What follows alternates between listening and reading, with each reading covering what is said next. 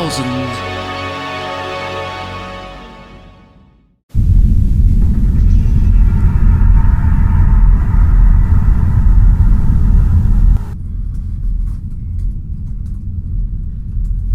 Oh God, I hated Crocodile. It was a terrible, terrible film. It just wasn't funny like Bram Stoker's The Legend of the Mummy 2. No. Oh, sorry, I mean Ancient Evil Scream of the Mummy. The title of that is hilarious in itself. You can't compare the two.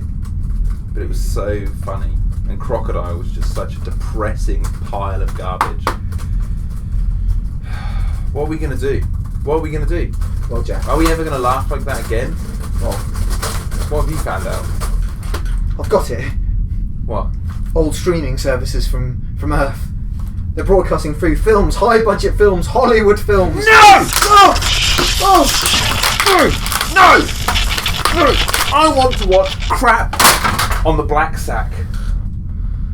Okay. Right. Make your choice. Dig in deep. Rustling around. What are you going to pull out this time? Let's get it in there. Go on. 3, What you got? 2, What you got? 1. No!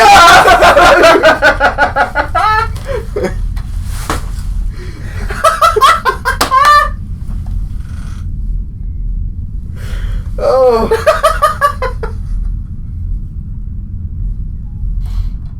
Wait, let's look at this. Crocodile 2. Electric Boogaloo. Well, it just says Crocodile 2 on here, but I know the title is Crocodile 2 Death Roll. Unless this is a different Crocodile 2. It's not a sequel to the one we watched. Well, we're going to have to give it a shot. Right, let's go.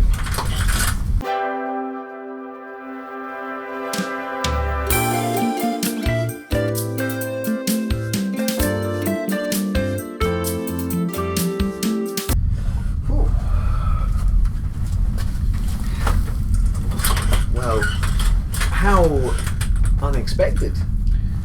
Yes. A welcome unexpectation. Yeah. Yeah. Entertained. Thoroughly entertained. For I mean, 90 it minutes. was not good. No. It was not a good film, but it was. I've seen worse. I've seen worse. And the worst is Crocodile. Yeah, worse is Crocodile. So this is better than the first one, mind you. It's not actually. It's labelled as a loose sequel. Give me a blurb. A plot. Yeah. Okay, so. Well, actually. Well, no. I'd like you to read. I'd like you to say your blurb, and then I'll read this. Okay, so basically, a group of bank robbers try to hijack a plane when where they've stolen money. They get onto a plane to go to Mexico. Is that right? Acapulco, yeah. Acapulco, yeah, to escape from the law, and with all their money. And en route, the plane is about to go through a storm, and they decide they want to turn back because the storm's too dangerous. So they hijack the plane, and they say you're going to fly through it. While flying through the storm, the plane crashes in a swamp, right? Some would call a death swamp. Yeah. Because there is a giant crocodile there, which is meant to be the first crocodile from the other First film, film. right? And With one of its babies. With one of its babies, which is exactly what we saw at the end of the first crocodile. It went Yeah. off with the baby in its mouth, Yeah. right? To God knows where. But we now know technically it went to Yeah. this swamp. And then it kills off the remaining survivors of the plane crash and the bank robbers. Mm-hmm. You know, it kills them off one by one. But meanwhile, one of the air hostess says she has a boyfriend who's looking for her because he knows the plane's gone down. He was waiting for her at Acapulco. Is that right? Yeah. And he teams up with Screech McLeach 2. Yeah. That's the name we gave him. But Screech McLeach, yeah. he was the tracker, yeah. And he was like, I'll help you, and he has his helicopter and they go out to look for him. But they too get all tied up with this horrible mess of these bank robbers looking for a way out of this death swamp from this crocodile. And then basically the crocodile kills everyone, and then they blow up the crocodile, the remaining lovers, and then that's the end. Okay, cool. Right. What does it say on the back of that? So considering you've told me it's about bank robbers who hijack a plane, one person goes out to find their girlfriend with help from Screech McLeach, and then they manage to kill the crocodile. Okay, so the blurb is: 4 unlikely companions team together in this sequel to rescue their friends and defeat the menace intent on revenge once and for all. So first of all... Wait. 4. 4 unlikely companions. Who are the 4 companions? Well, exactly. There's 2 companions who go out to look for the guy's girlfriend. Yeah, but they're not unlikely either. They are the most likely candidates to... There's way more than 4 people in this movie. Yeah. But again, this is from like a compilation DVD of things, so I don't expect anyone who've actually put these these films on this DVD to have watched any of them. No, they just slapped them together. But yeah, no, let's start from the beginning as always. It was an interesting film from the start because stuff happened. Well, literally, as soon as I clicked play movie, it was film instantly going on. Begins instantly with the bank robber. It starts with someone walking into a bank in a balaclava, and then the new image pictures or whatever it said at the beginning just popped up. Yeah.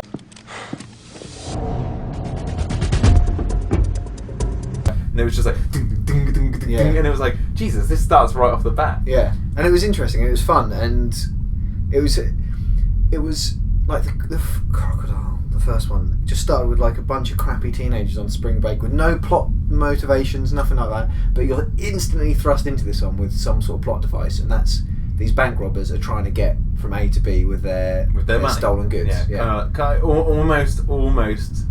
Whether or not they're doing it very, very obviously, that's remains to be. What, when they walk into the decided. airport with all shades on, trench pointing coats. at people randomly, just going like that, and then like they've got all these suitcases. Well, they're pretending to be guitar, a band. guitar cases, drum cases. What was the band's name again?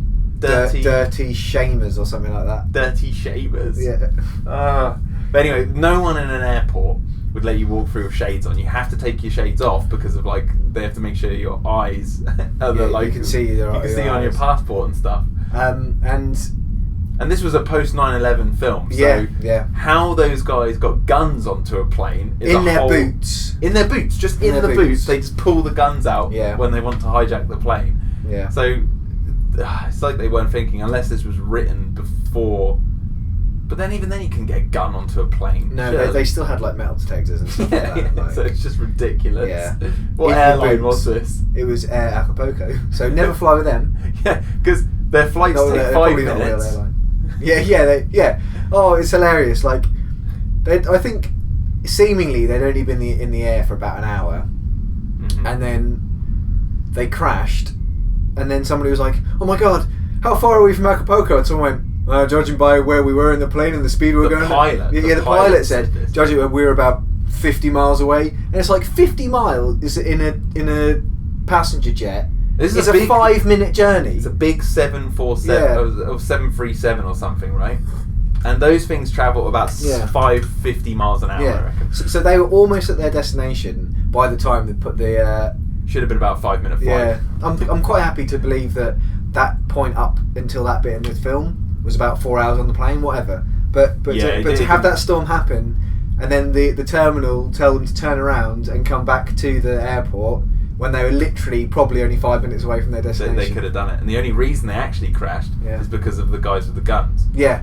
You know, it wasn't the storm. Had it been the storm, it would have made a bit more sense because they'd have been like, "No, you're not flying through. Fly through it!" And then they fly through, and that's what causes the crash. You're like, you should have listened to him, but instead the hijackers get gun crazy and then shoot people, and then it's definitely the fault of one of the one of the criminals. Yeah, because the guy shoots the guy who won't shut up in the plane, and then panic ensues, and then the guy shoots the pilot, and the bullet goes straight through him into the controls of the plane, and that makes the plane instantly just go like that. It doesn't. I don't think a bullet would do that to a plane if it, a bullet went up in the cockpit. I don't know. I said going to the teenagers. Oh, just before you go on to the teenagers, I just want to mention the plane.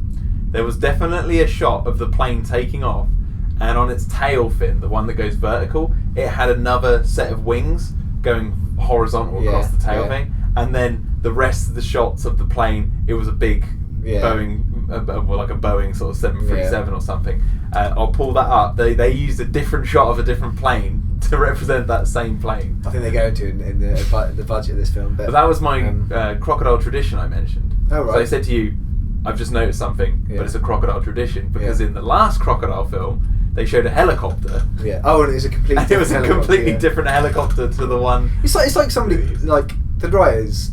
They're probably quite new writers or young writers, and they don't know that.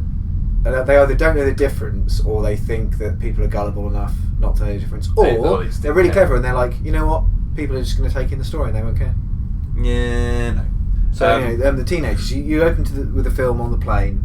After the opening, you get on the plane and you see the 4 teenagers. You think, oh, this is going to be another shitty spring break teenage movie because the teenagers going to Acapulco. Well, I know everything because I'm a fucking teenager, man. Was the guy spouting the facts at the beginning of the plane? He was the one who survived. Who survived for a lot of the film. Yeah.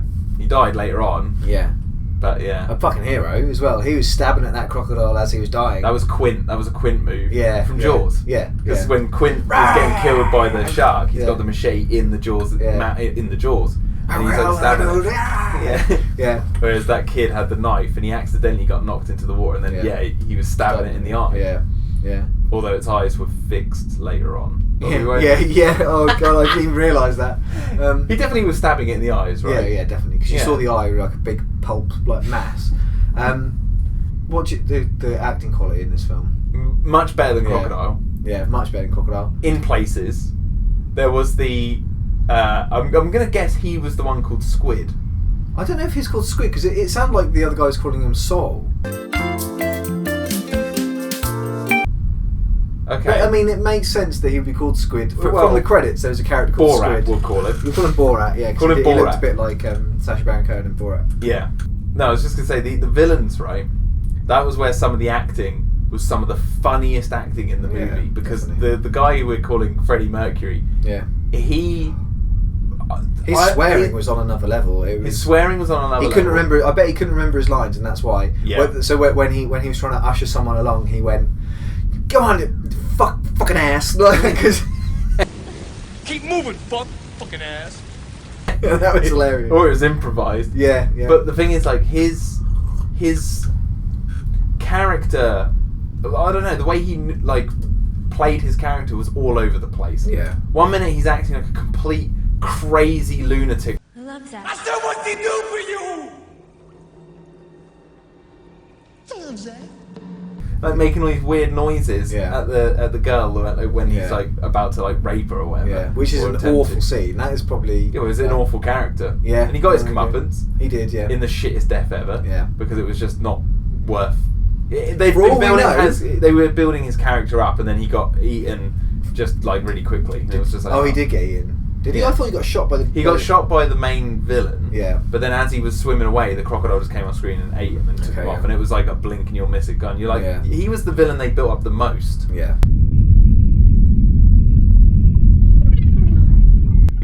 I think that the sort of the hero's accomplice, the tough Navy vet was the best character in the film. Yeah. And he was a cool guy and a cool character until the very end. And he played his role perfectly.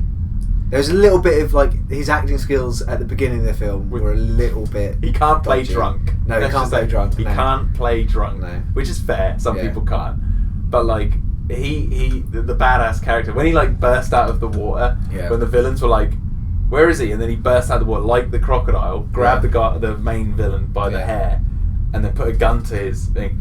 All the while he had a cigar in his mouth. And I liked it when he had the cigar. He said, "I'm gonna fuck you. Yeah, don't pull any shit, because I'm gonna take you all out." Something like that. Exactly. It's really cool. Yeah, we'll never know because how he went out. His death. I called it, didn't I? I said that helicopter, the crocodile's going to jump up and get that helicopter. Yeah, and it did.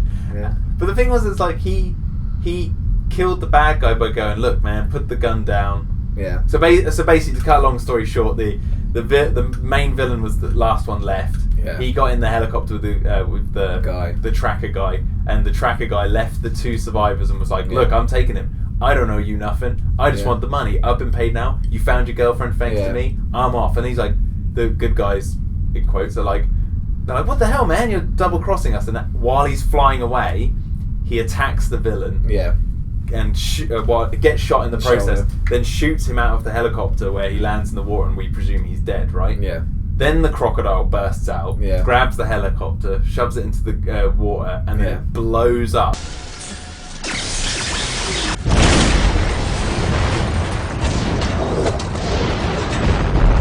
Well, something to see a say little about miniature that. blow up. Yeah, I've got something to say about it, which is pretty cool. The actual sets and all the special effects were pretty fucking cool in this film. What would have been cooler is if he was in the cockpit, right, as he saw the fire, and then he swam down, and he had a low shot of the helicopter erupting on the surface, and he was underneath the water, like, swimming away. And then he lived. But I've got a thing about, because we're skipping ahead a bit, we're missing some stuff out, we'll go back to it. Yeah, but we're jumping about the place. The way that the main heroine and hero kill the crocodile is by setting off the swamp gas and loads of fuel that they had on their boat that they found uninflated and then suddenly randomly inflated. It was like 2 seconds and it was inflated. And then what they did is they, with this lighter that he'd given her at the start of the film that didn't quite work, which you predicted. That's exactly what I said. I said I predict she's going to be in a moment the crocodile's swimming towards her and she's going and she's all this throw fuel it and all this swamp up. gas, methane coming out of the swamp. She blew it up. The crocodile then got blown up by all the fire. Yeah.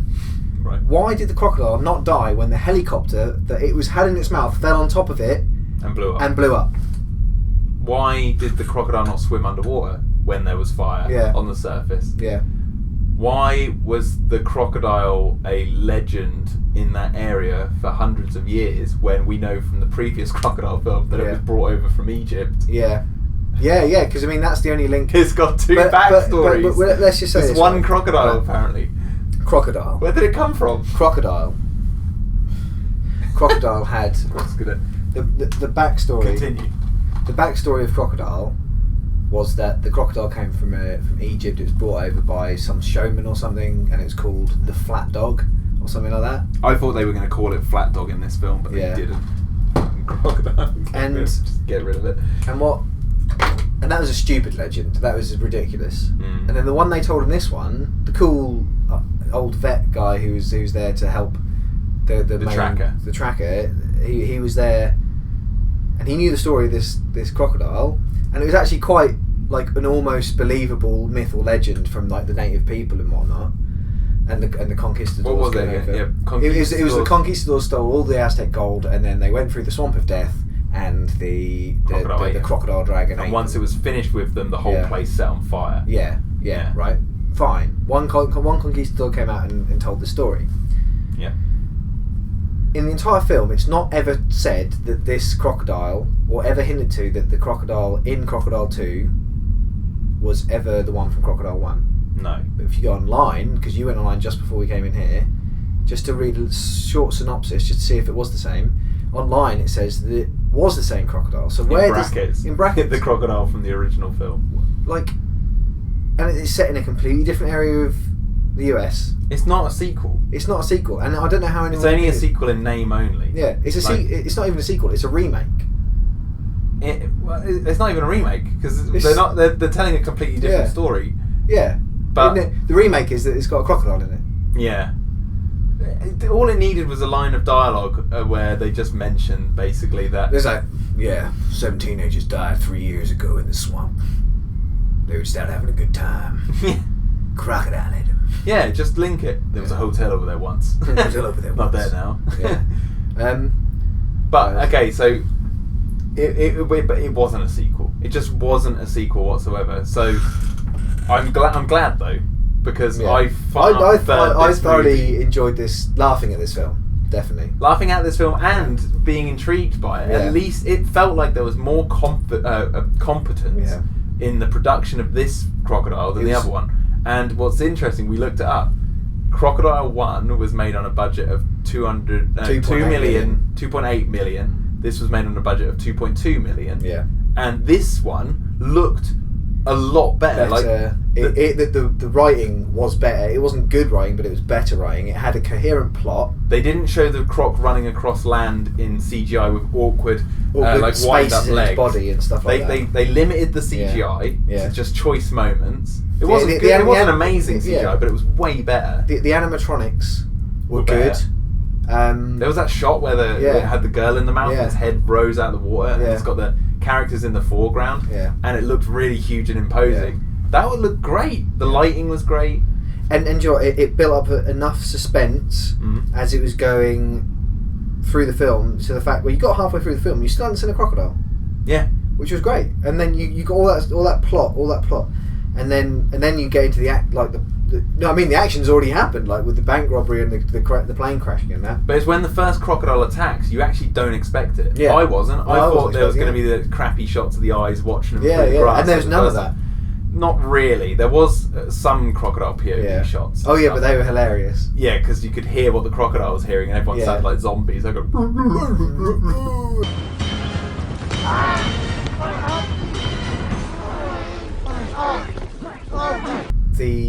The other points in the film where you've got, they're not thinking through what they put into this film. Like they're a random building. There was a in random the middle of nowhere. Yeah, in this swamp. They didn't explain the building. That they just it didn't seem to have any use apart from. It served a use in as the in film. Getting the characters to pause. Yeah. So then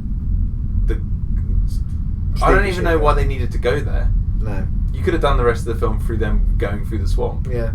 It didn't need them to You could cut pause. that bit out and it would have been. But what happened in that building was one of the most funniest moments of watching this film, where the guy tells the story. That's where he tells the legend. He tells the legend. Yeah, it gives him a moment of respite to like. And do you know what I think? Talk about the legend. I think it's hilarious as this part is. I'll let you tell that in a second. That break of character from the main bad guy was just. It was just amateur. Like he almost turned into a comedy character at that point, but he had not been a comedy character all the way through. Not knowingly, anyway. All he'd done is shout orders and swear. No, all he did was say motherfucker. Keep on your flight path, motherfucker. Motherfucker. Oh, motherfucker. Motherfucker. Motherfucking. Wake up, motherfucker. Motherfucker. I have enough to worry about with these fucking motherfuckers, but not you. I cannot lose you. You hear me, motherfucker? Motherfucker. The motherfucking. Motherfucking. I'm tired of hearing about this motherfucking crocodile. So this is the tracker guy. There's an old legend about it and killed all the conquistadors. And then what's the main guy? Bad guy From memory, the main bad guy says something along the lines of he's like, "Thank you for that bit of information. It was incredibly helpful and relevant." And relevant. That was a very informative piece of information you just gave me. And relevant. I don't know. There's other points in this film. Just like I think there's a couple of details left, like when. Well, we'd just be talking about select moments that really pissed us off. Yeah. I've got one particular moment that pissed us off when the main heroine decided that she would drug one of the bad guys. Right. Oh. These people that have been killing their friends and the other survivors, shooting people, and the three bad guys at that point had a gun each. Mm-hmm. She says to one of the other air hostess who is taking some sort of drug, I don't know what it is, like to calm her nerves, but she takes the drugs off of her colleague, says I'm going to put it in this small bottle of whiskey from the plane. She does that, shakes up a bit, and it's going to send this guy to sleep almost straight away. Goes over to the guy, not the guy you think she's going to do it to, the one who fancied her and the one who was molesting her through the whole and was a complete creep. So who would be like, give me that, you don't deserve this. She went over to another guy who seemed really smart, had been set up to be really smart, and then she went up to him and she was like, completely differently to how she'd been acting before, like all terrified. Well, not terrified, just what is it? She was very hesitant to trust them, very defensive and vocal about her hatred for them. She walked straight up to him, and he was on watch, and went, "Hey, do you want some company?" And then he just check my pocket. Yeah, check my pocket, and he was like, "Yeah, okay." And then they started drinking. She falsely drank the thing, didn't drink from it, gave the one that she was drinking to him, and he went, "Okay." Drank it all. He didn't even check to see any was drunk. There was none. Like she said drink was right near the top of the little bottle. There was no way. She said she didn't want it, and that's fine. I didn't care whether his motives were to just have a drink or not. But that was definitely a trap. I would have recognised that trap if somebody who I knew didn't like me suddenly came up to me and went, "Hey, how's it going? Do you want me to sit?" Especially if their arms are untie me. I'd have just gone, no. And anyway, so he promptly falls asleep, like telling this story, gun in his hand, falls asleep, the gun falls on the floor. She picks up the gun, looks over to the other two bad guys who are asleep, and decides the best idea, now armed, would be to get up, untie the other prisoners, and run away. Yep. Now. Into crocodile-infested areas, right? Now, these people have been killing your friends, and you'd be mercilessly killing your friends. Hey, one more thing. I'm going to die. No. Please. And you'd be in this situation completely justified, especially I think under self-defense. Yeah. Well, any. It is kind of there's that sticky area where it's like it would be murder, right? It would be murder, but I think under the circumstances, you would be justified to do this because these people are bad people and they want to kill you. They don't care about you; they want to kill you. So what does she do? What does she do with the gun? Or you at least kill the guy who's been molesting you for straight away. Thing. Or you injure them. Yeah. Shoot them in the legs. Yeah. So they're not going to chase you. No, but they're just going to get eaten by a crocodile. They ran away after that moment, right? They got attacked by the big crocodile. Yeah. One of the other surviving air hostess got eaten, right? Yeah. And that gave the crocodile the track. It swallowed the black box that they'd taken from the plane. Yeah. Because they wanted the authorities to track the black box to find them. Yeah. But the crocodile ends up swallowing because of this, right? And in turn, they get captured again. Yeah. So then, what they should have done, it's not really done anything. Yeah.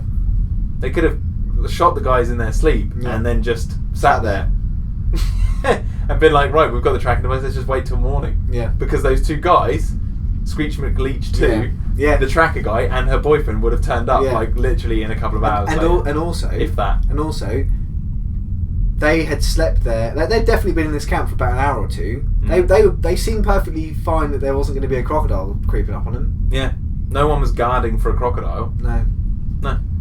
Oh, I don't know. It was one of those moments in the film where you're like, this is so irritating. Because the way I explained it was, she should have, once she put the drugs in the drink, kept it in her hand. Yeah. So when they come up to tie them up, she's got it in her hand, and one of the villains will be like, hey, you don't have a treat. Yeah. You're not allowed that. So then most stereotypical villains in a film would then just like go, look, and then drink it in front of them and be like, nah, like that. But, whatever. I don't know. I don't know what to think about this one. It's great compared to Crocodile. Yeah, no, it kept me entertained long enough to not be bored by it. Yeah, I wasn't bored throughout the entire thing. Yeah, I was surprised by the actual, sets and the effects for the most part. Yeah, for what it is, some of the effects really held up. I mean, aside from the stock footage of the plane crashing looked pretty good. Yeah, we didn't expect it to split in half. No, that was really good. Yeah, the set effects were amazing. They had to kill off all the characters that didn't have lines. Yeah, well, I mean, mercilessly as well. Like, and I don't know what to think about this. How would you? Okay. How many death rolls out of 10? Why would you call it Death Roll? Well, it's Death Swamp. Well, I mean, the TV version was called Death Roll. But this just says Crocodile. In the intro of this video, mistakenly called it Crocodile 2. No, not mistakenly. Called it Crocodile 2 Death Roll. Yeah. And throughout the film, we're like, there's no death rolls. And then as soon as we said it, the Crocodile did a death roll. So, then when we looked up online, it's called Crocodile 2 Death Swamp, which actually is quite fitting aside from the 2. Yeah. And then on this DVD, it's just called Crocodile 2. Yeah. So, basically, every single title of this film is wrong because it has a 2 in it. Yeah. Take the 2 out, Crocodile Death Swamp that should have been the title. Yeah. Makes sense, right? Yeah. But anyway, so how many death rolls would you give it out of 10? 4. 4 death rolls? Yeah. I'd give it 4. Yeah, cool. Well, 4 death rolls. I was going to say 5, but then I was like, actually, that's pretty high. 5's an average film, like an average B movie. Like, this is under an average B movie, or maybe over an average. I don't know. I get confused. Yeah. 4 death rolls out of 10. Yeah. So there we go. So we better cross this off. Do you want to do the honours? Yeah. What should I draw on this one? I don't know. I've just completely crossed Crocodile out because I hate it. Okay. Well, I'm going to draw a helicopter. While you're doing that, I just want to mention to people that, by the way, I recently learned that Toby Hooper is actually called Toby Hooper, not Tobe Hooper, as I did during the whole of the Crocodile review. I learned something that day. What you got? It's a crocodile taking down a helicopter. All right, and that goes back in the sack. In the sack. Oh.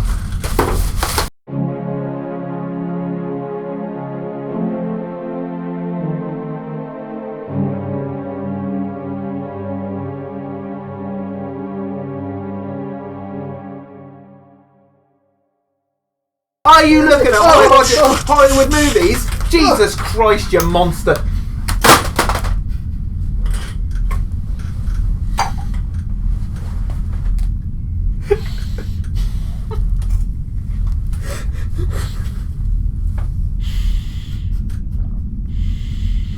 Really debased ourselves for that one.